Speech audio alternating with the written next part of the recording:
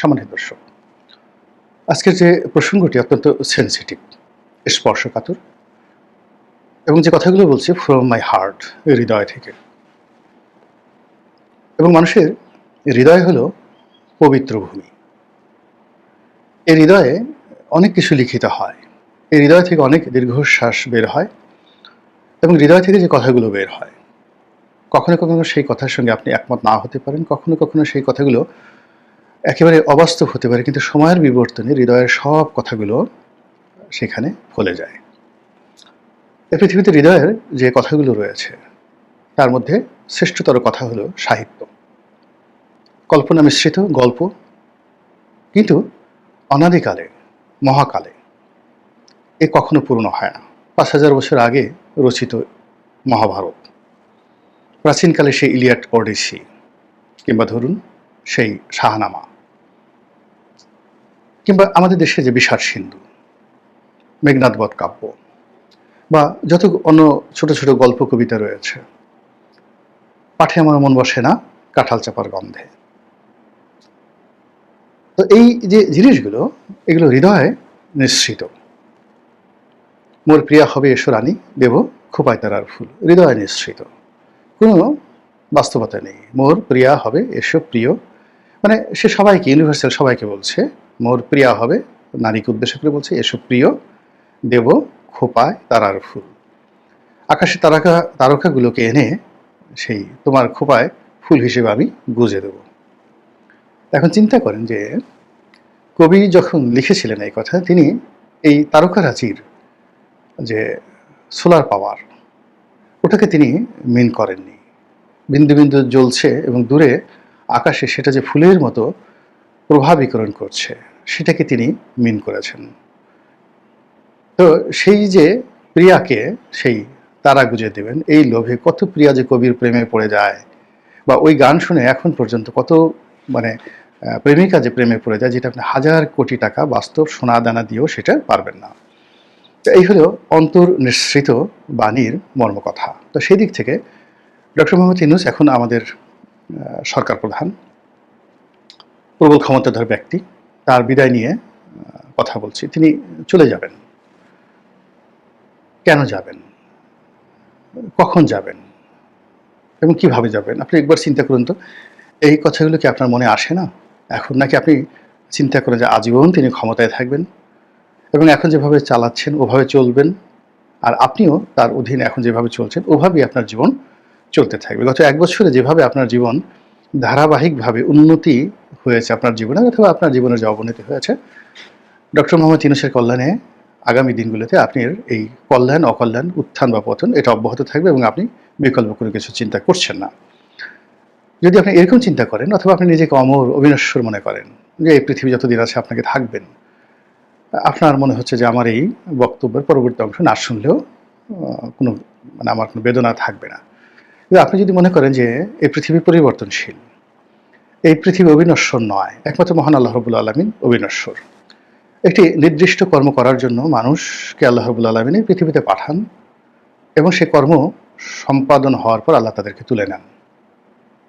কখনো কখনো আল্লাহ রাব্বুল আলামিন কোনো দেশ এবং জাতিকে শিক্ষা দেওয়ার জন্য মহামানব প্রেরণ করেন, কখনো কখনো অমানব, রাক্ষস, দানব, জুলুম, অত্যাচারে পরিপক্ক মানুষদেরকে প্রেরণ করেন মানুষদেরকে শিক্ষা দেওয়ার জন্য। ফলে এই প্রকৃতিতে রাষ্ট্র ক্ষমতা নিয়ে সবসময় একটা লীলা খেলা চলে। আমরা এখন কোন লীলা খেলার কবলে আছি সেই বিষয়ে বলার আগে যেটা বলে নেই যে এখানে আমার কোনো ডক্টর মোহাম্মদ ইউনূস সম্পর্কে যা বলছি কোনো ম্যালিস নেই, প্রেজুডিস নেই। আমি পুরোটাই আলাপ করব। আপনি কিভাবে সেটা নেবেন সেটা আপনার ব্যক্তিগত বিষয়। প্রথমত হলো যে মানুষ যখন আসে, তার জন্য যাওয়া বা প্রস্থানটা অনিবার্য হয়ে পড়ে। আপনি যখনই কোথাও আসবেন, সেখান থেকে আপনাকে যেতেই হবে। দুনিয়াতে আসলে কবরে যেতে হবে। কোনো গৃহের মধ্যে যদি আপনি মেহমান হিসেবে আসেন, সেখান থেকে আপনাকে নিষ্ক্রান্ত হতে হবে, ইচ্ছায় অনিচ্ছায়, গলা ধাক্কা খেয়ে, সসম্মানে, কিন্তু আপনাকে সেখান থেকে যেতেই হবে। এরপর আপনি বিদেশে গেলেন, সেখান থেকে আপনাকে ফিরতে হবে। তো সেই দিক থেকে ডক্টর মোহাম্মদ ইউনূস, তার বয়স এখন ৮৬ বা ৮৭ বছর, জীবনের একেবারে শেষ প্রান্তে। প্রকৃতি তাকে কখন ডাকবে, মালাকুল মউত তার সমীপে কখন আসবে সেটা নিয়ে তিনি কি চিন্তা করছেন জানি না, কিন্তু আল্লাহর আরশে আযমে তো এটা লিখিত আছে।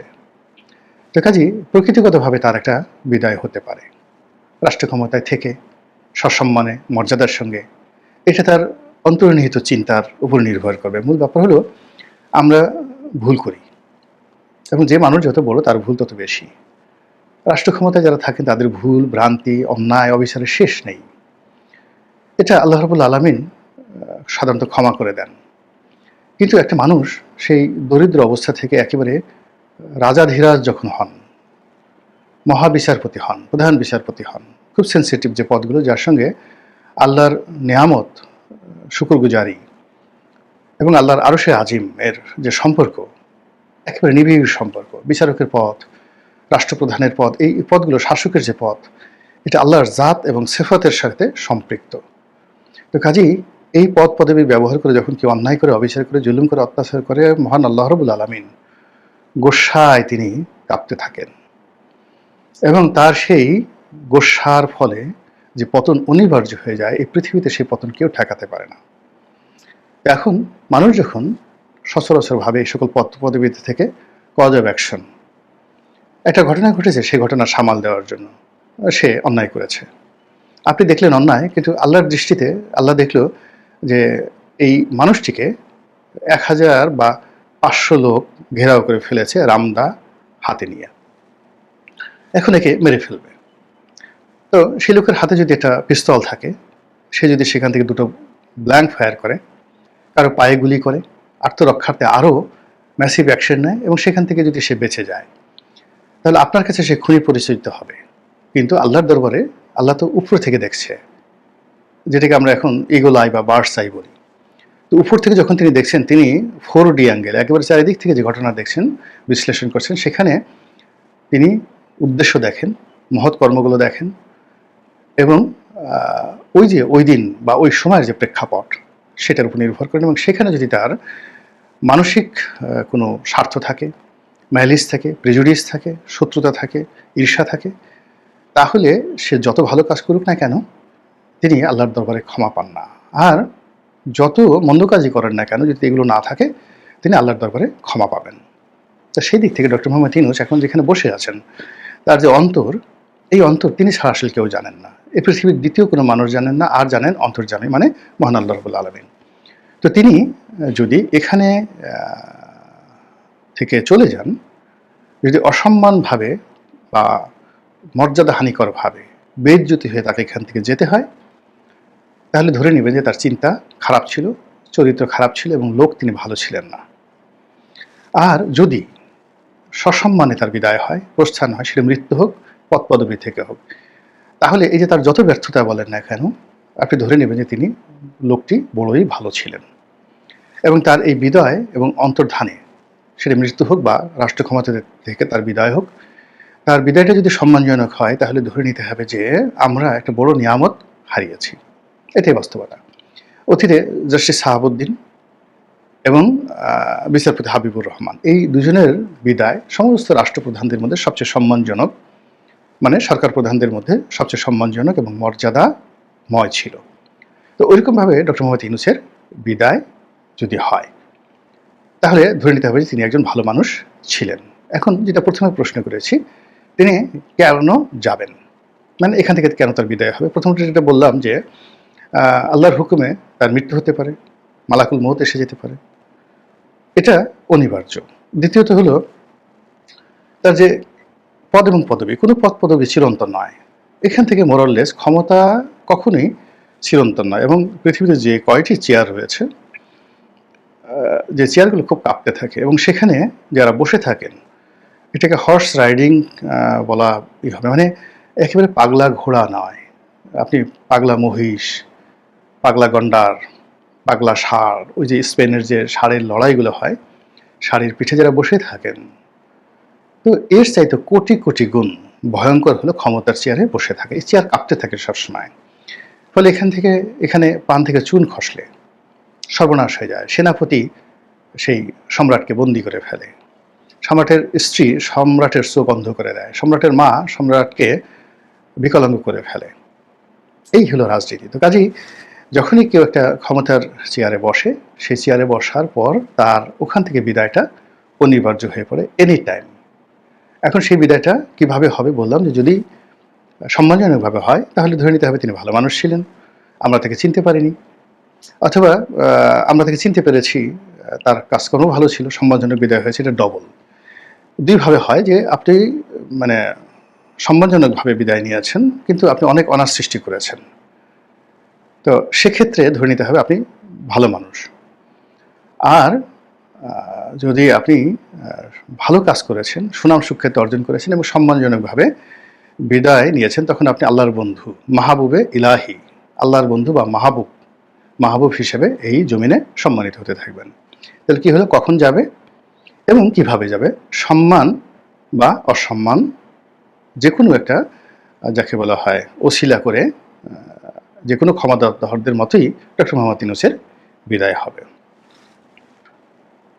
তৃতীয় প্রশ্ন হলো যে কখন হবে?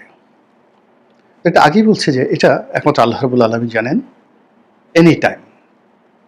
কিন্তু এখানে কতগুলো সূত্র রয়েছে, দার্শনিক সূত্র রয়েছে, ফিলোসফিক্যাল সূত্র রয়েছে, থিওরি রয়েছে। সেটি হলো মানুষের হৃদয়ে যখন কোনো ক্ষমতাধর ব্যক্তির সম্পর্কে ক্রোধ সঞ্চারিত হয়, যখন ক্ষমতায় বসা লোকটির সম্পর্কে সাধারণ আমজনতা তারা বিশ্বাস স্থাপন করতে পারে না যে তাদের শাসক একজন সৎ, একজন সত্যবাদী, একজন চরিত্রবান, ন্যায়পরায়ণ বাদশাহ।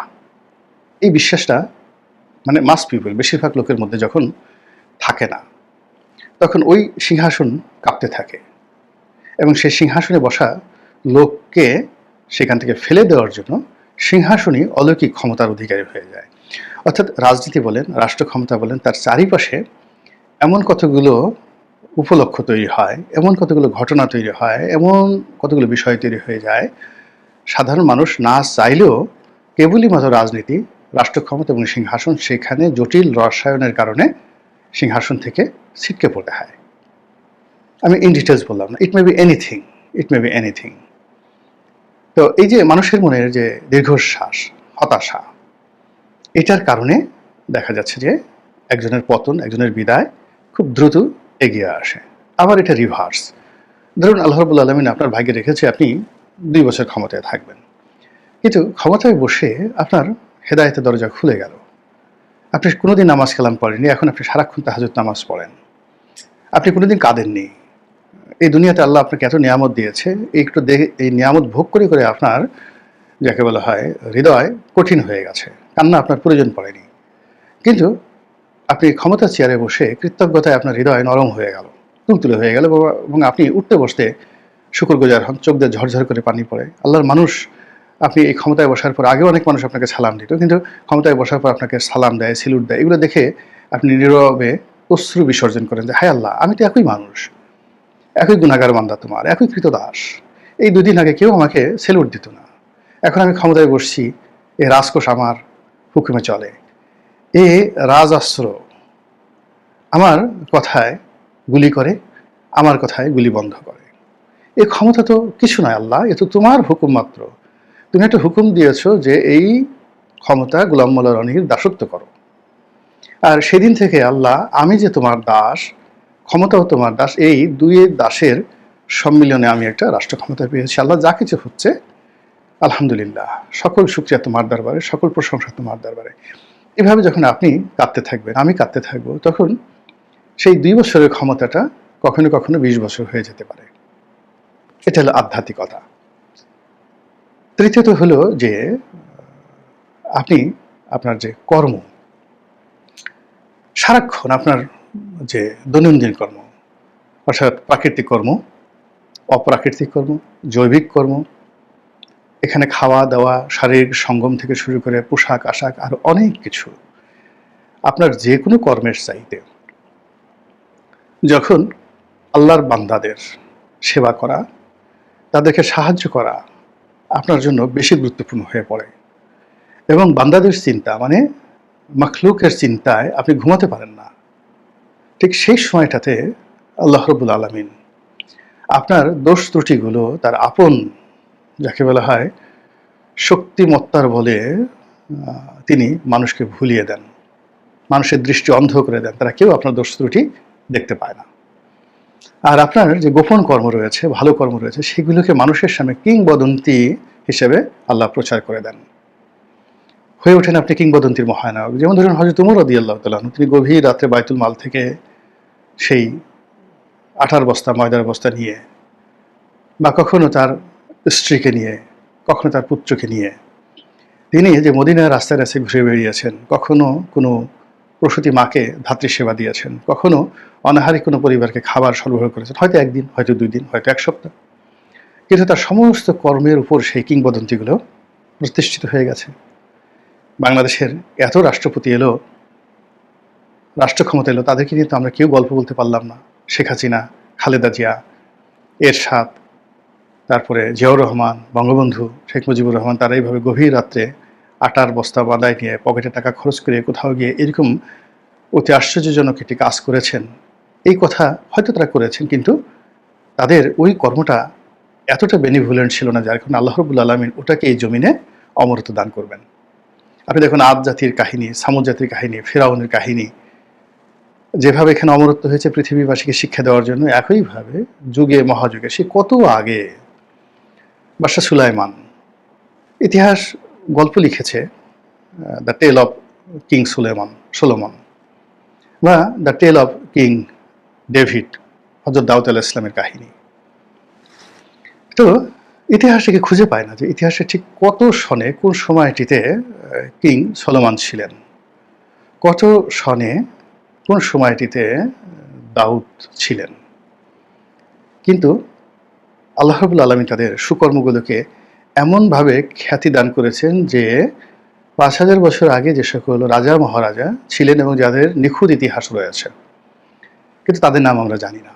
যেমন আপনারা কি সেই মহান শাসক সারগন, পৃথিবীকে বলা হয় first emperor of the world, পৃথিবীর প্রথম মহারাজা সারগন দ্য গ্রেট, বলেন তো কয়জন নাম জানেন? চীনের প্রথম সম্রাট, আজকের যে ইউনিফাইড চীন, এই চীনটাকে একত্রিত করে প্রথম যিনি সম্রাট হয়েছিলেন শি হুয়ানটি, আপনার কয়জন তার নাম জানেন বলেন?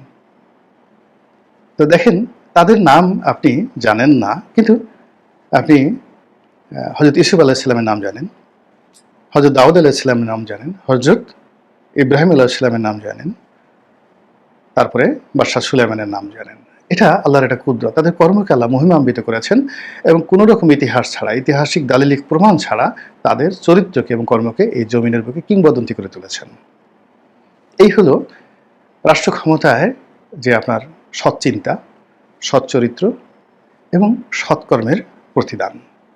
তো সেটা ডক্টর মোহাম্মদ ইউনূসের জীবনে গত 1টি বছরে কীভাবে ক্রিয়া করেছে, কীভাবে প্রতিক্রিয়া করেছে, তিনি কি করেছেন, সেটা সবকিছু আমরা দেখতে পাবো তার বিদায়ের মাধ্যমে। মহান আল্লাহ আমাদের সবাইকে হেদায়েত দান করুন এবং হেফাজত করুন। আসসালামু আলাইকুম ওয়া রাহমাতুল্লাহি ওয়া বারাকাতুহু।